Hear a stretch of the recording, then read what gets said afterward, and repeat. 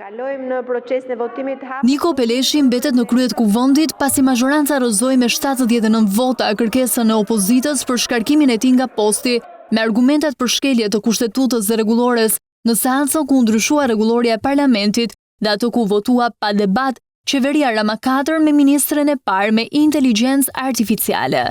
Projekt vendim për shkarkimin e kryetarit kuvendit shqiptar. Rezultati tregoi se vetëm 10 deputet votuan pro, nga të cilët sipas burimeve 8 ishin përfaqësues të opozitës, që në mas nuk mori pjesë në votim mes një debati për procesin e fshehtë. Nga Partia Demokratike mësohet se votuan deputetët Ina Zhupa, Tritan Shehu, Bujar Leskaj, Jorida Tabaku, Elda Hoti dhe Tedi Blushi. Po ashtu votoi dhe Redi Muçi nga Lëvizja Bashk. 2 vota të tjera pro tregojnë se 2 përfaqësues të PS-s ose PSD-s nuk e duan Niko Peleshin në krye të kuvendit. Sali Berisha sqaroi pas seancës arsyeën e mos pjesëmarrjes në votim, duke cilësuar si shkelje të rregullores. Po këta nuk njohin rregullore, këta njohin vetëm urdhra që marrin dhe pastaj bëjnë të paditurin.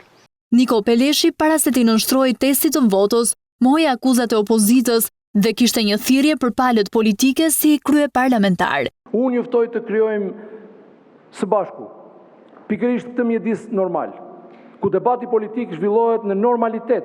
Deputeti demokrati Vikaso, ndërsa paraqiti raportin e Partisë Demokratike ku argumentonte shkeljet e pretenduara nga Peleshi, tha se synimi ishte kthimi i kuvendit në bazat institucionale. Ai ka legjitimuar një praktikë të rrezikshme për jashtimin e opozitës nga debati parlamentar.